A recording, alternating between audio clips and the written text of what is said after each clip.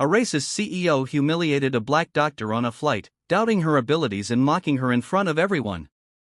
But what she did next left the entire plane speechless and taught a powerful lesson about courage and dignity. Watch until the end to see how this incredible story unfolds. Flights between New York and Chicago are always busy, packed with hurried professionals, eager tourists, and executives on business trips. That morning, the executive cabin was nearly full with passengers typing away on laptops or reviewing presentations.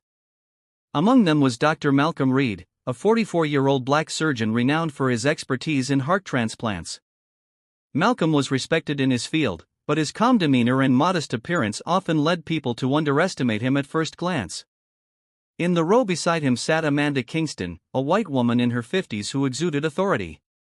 As the CEO of a major pharmaceutical company, Amanda was used to being treated with deference wherever she went. That morning was just another routine trip on her packed schedule, or so she thought. Malcolm boarded the plane carrying a simple backpack with a folded coat over his arm. As he approached his seat, Amanda, seated next to him, gave him a critical glance. "Excuse me, are you sure you're in the right cabin?" she asked, raising an eyebrow.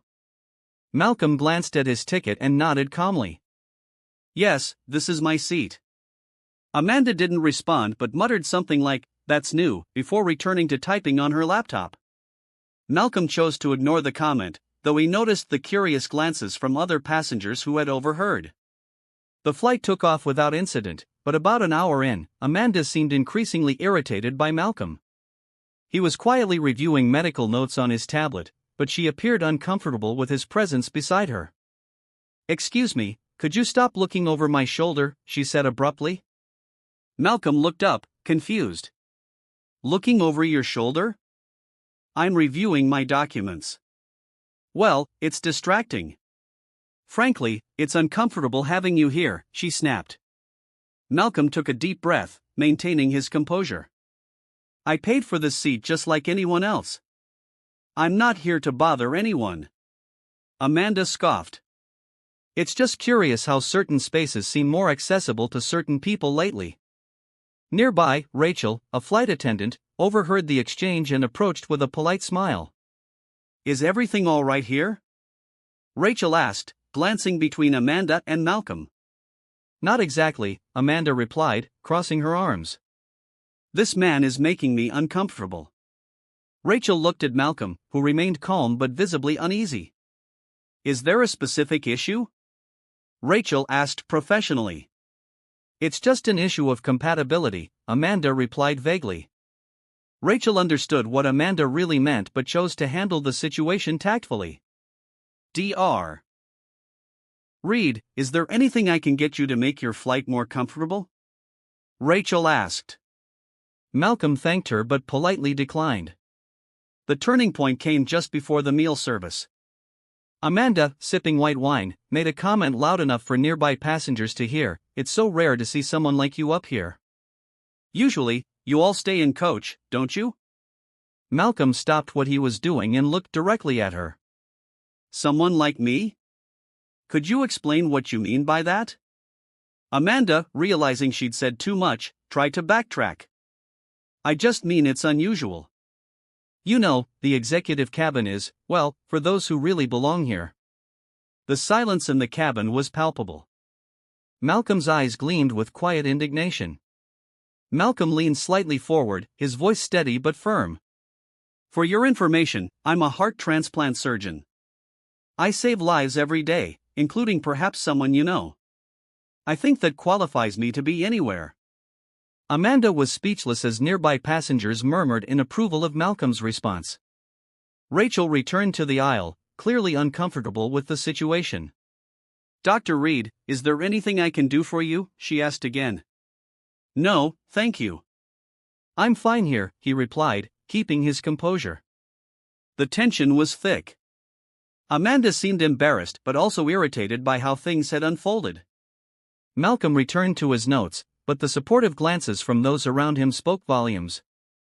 Rachel, feeling compelled to act, discreetly asked the pilot to acknowledge Dr. Reed over the intercom, creating a moment of solidarity among the passengers. "Ladies and gentlemen, thank you for flying with us today. We'd like to express our gratitude to Dr. Reed, a renowned surgeon who's traveling with us today."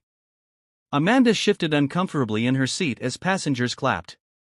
Near the end of the flight, Amanda abruptly stood up and went to the cockpit, demanding an explanation for the special treatment given to Malcolm. "This is completely unnecessary. He's only being acknowledged to make me look bad," she complained. Rachel, who followed her, intervened. "With all due respect, Miss Kingston, the only embarrassment here has been caused by you. Your words and actions were completely inappropriate." Amanda tried to argue, but Malcolm, who had also approached, interrupted her. "My presence bothered you from the moment I sat down, but I'll make sure this is the last time you treat anyone the way you treated me." After disembarking in Chicago, Amanda was visibly uncomfortable but tried to maintain her composure. She had no idea the day still held a surprise. The next morning at the conference her company was hosting, she was stunned to see Dr. Malcolm Reed announced as the keynote speaker.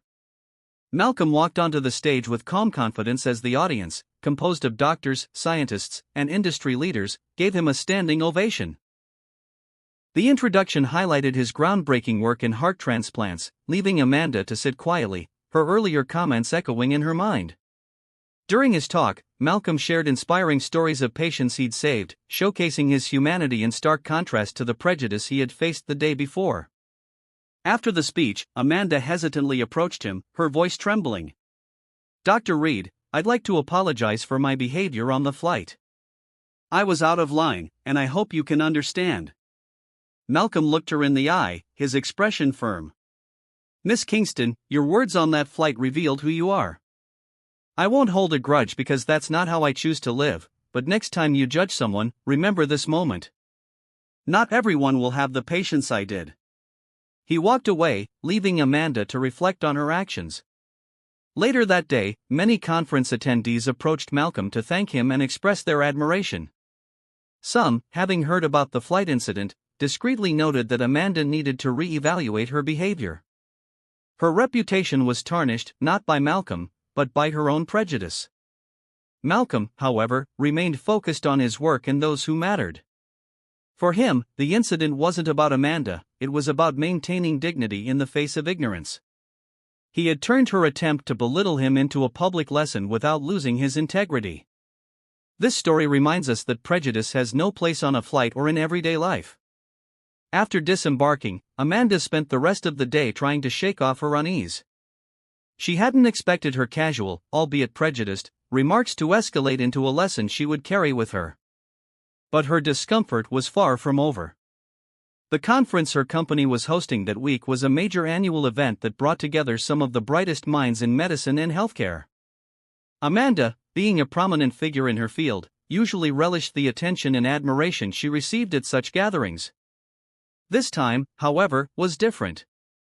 As Amanda walked into the main conference hall the following morning, she was greeted with the usual smiles and polite nods.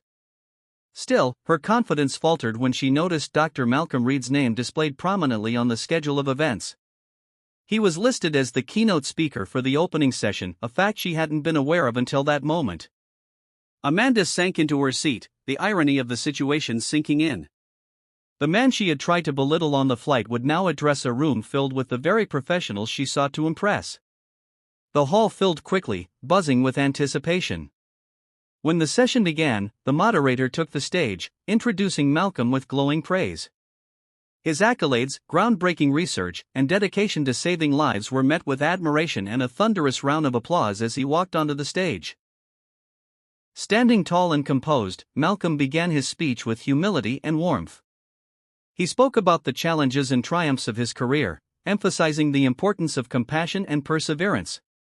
His stories were vivid and emotional. He recounted the time he performed a heart transplant on a child who had been given little chance of survival, and the joy of seeing that same child thrive years later. He spoke about his journey as a black doctor in a field where he was often underestimated, and how he had chosen to rise above the biases he encountered. Amanda squirmed in her seat, her thoughts replaying the flight incident over and over. Malcolm's words, delivered with grace and sincerity, resonated deeply with the audience. They were a stark contrast to the assumptions she had made about him. As the applause echoed through the room at the end of his speech, Amanda found herself clapping along, albeit reluctantly. She wasn't sure what she felt: admiration, guilt, or shame, but she knew she had been wrong. After the session, Amanda lingered near the refreshments table, hoping to catch Malcolm for a private word. When she finally spotted him, he was surrounded by a group of attendees eager to speak with him. Amanda hesitated but ultimately decided to wait her turn. When the crowd around him thinned, Amanda stepped forward. Her voice trembled slightly as she said, "Dr. Reed, may I have a moment of your time?" Malcolm turned to her, his expression neutral. "Of course," he replied politely. "I wanted to apologize," Amanda began, her tone earnest, "for what I said on the flight. It was uncalled for and ignorant. I don't have an excuse. I just wanted you to know I'm sorry." Malcolm regarded her for a moment before responding. "Miss Kingston, I appreciate your apology. But what matters more is what you take from this experience. Words and actions have consequences. I hope this will serve as a lesson not just for how you treat others, but for how you see them." Amanda nodded, her face flushed. "Thank you. I'll remember that." Malcolm gave a slight nod before walking away, leaving Amanda to reflect on his words. For the rest of the conference, Amanda noticed a shift in how she approached others. She listened more, spoke less, and made a conscious effort to challenge the biases she hadn't even realized she held. Meanwhile, Malcolm continued to receive praise and admiration from attendees. The story of what had happened on the flight spread quietly among the conference-goers, further cementing Malcolm's reputation as not just a brilliant surgeon, but a man of integrity and resilience. Amanda's encounter with Malcolm didn't just change her, it sparked conversations among her colleagues and peers about the need for inclusivity and respect in their field.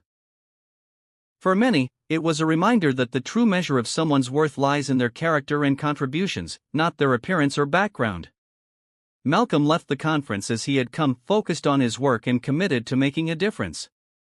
The incident on the plane, while unpleasant, had been an opportunity for growth, not just for Amanda, but for everyone who witnessed or heard about it.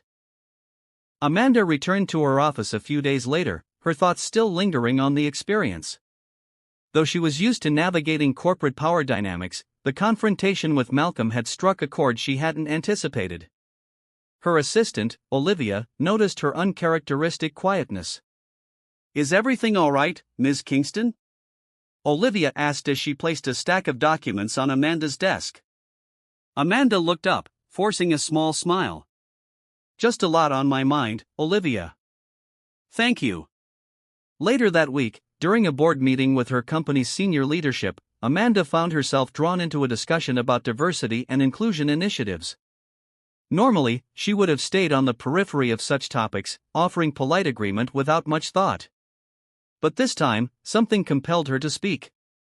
"I think we need to be more intentional about how we address unconscious bias in our organization," Amanda said, surprising even herself. Her colleagues turned to her, intrigued. "What are you suggesting?" one of them asked.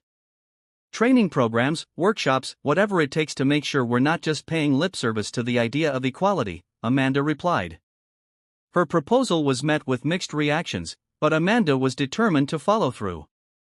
She felt a newfound responsibility to ensure that her company embodied the values it claimed to uphold. Meanwhile, Malcolm was back in the operating room, doing what he loved most. For him, the events of the flight and the conference were already in the past. He had no time to dwell on negativity when there were lives to save and challenges to overcome. One day, Malcolm received an unexpected email from Amanda. In it, she thanked him again for his patience and shared how the experience had changed her perspective. She also mentioned her efforts to implement meaningful change within her company. Malcolm read the email carefully before crafting a brief response. "Ms. Kingston, I'm glad to hear you're taking steps toward positive change. Growth begins with acknowledgement. Best of luck with your initiatives." Amanda appreciated the response more than she anticipated. Though it was short and to the point, it conveyed a sense of closure and mutual respect. Months later, Amanda's company launched a comprehensive diversity and inclusion program, which included not only workshops but also mentorship opportunities for underrepresented groups in the industry.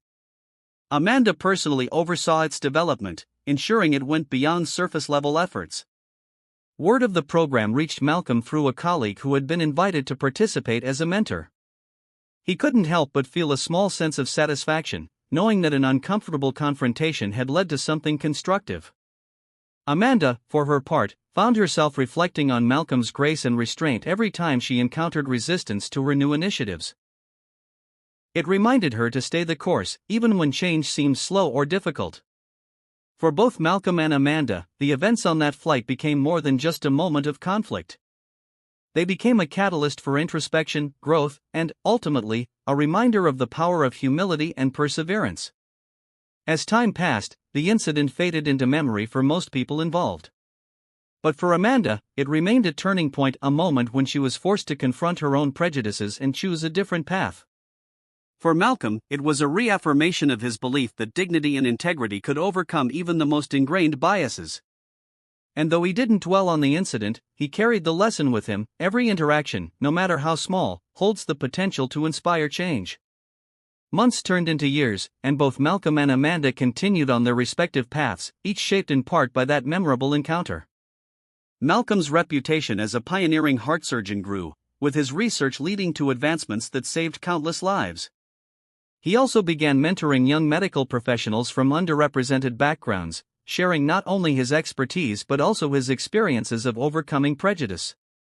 One of his ments, a brilliant young resident named Jordan Matthews, often sought Malcolm's advice on navigating the subtle biases he faced in his training. Malcolm encouraged him to stay focused, reminding Jordan that his skill and dedication would speak louder than any assumptions others might hold. "Your work will define you," Malcolm told him during one of their many discussions. "Stay true to your purpose, and never let anyone's ignorance diminish your worth." Jordan took those words to heart and, years later, credited Malcolm as one of the most influential figures in his career. Meanwhile, Amanda's efforts to transform her company began to show tangible results. The diversity and inclusion initiatives she had championed led to a noticeable shift in the company culture. Employees from all backgrounds reported feeling more valued and supported, and the company began attracting top talent from a wider pool. Amanda was often asked to speak at industry conferences about the changes she had implemented. Though she never publicly recounted the story of her encounter with Malcolm, it lingered in her mind as the unspoken catalyst for her efforts. One day, while attending a healthcare summit, Amanda found herself crossing paths with Malcolm again. It was an unexpected meeting, and for a moment, both seemed surprised to see each other. "Dr. Reed," Amanda said with a warm smile. "It's been a long time." "It has," Malcolm replied, shaking her hand. "How have you been, Ms. Kingston?" "Better," she admitted. "And busier than ever, thanks to some new initiatives we've been working on. I actually owe you some credit for inspiring that." Malcolm raised an eyebrow, his curiosity piqued. "I don't know if you remember our conversation on that flight," Amanda continued, "but it stayed with me. It made me realize how much work I needed to do, not just personally, but professionally. And while I can't undo my mistakes, I've tried to make up for them in a way that matters."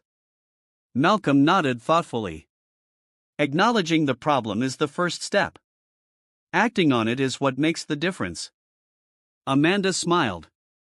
"Well, I'm trying. I've also learned that growth isn't always comfortable, but it's necessary." Their conversation was brief but cordial, and when they parted ways, Amanda felt a sense of closure she hadn't expected. Malcolm, too, was struck by how much she seemed to have changed since their initial encounter. Years later, Malcolm's groundbreaking work earned him widespread recognition, including prestigious awards and honorary degrees. At one ceremony, he spoke about the importance of empathy and respect, emphasizing that true progress in any field required seeing beyond surface differences. Amanda, sitting in the audience as one of the event's sponsors, listened intently. She thought back to that flight and the man she had so unfairly judged. Seeing him celebrated on such a grand stage, she felt a mix of pride and humility. After the event, she approached him once more, this time not to apologize, but to express her gratitude. "Dr. Reed," she began, "I want you to know that your patience and grace didn't just teach me a lesson, they inspired me to do better." "Thank you." Malcolm smiled. "It's never too late to make a difference, Ms. Kingston. Keep at it." Their paths diverged again after that night, but the impact of their encounter continued to ripple outward.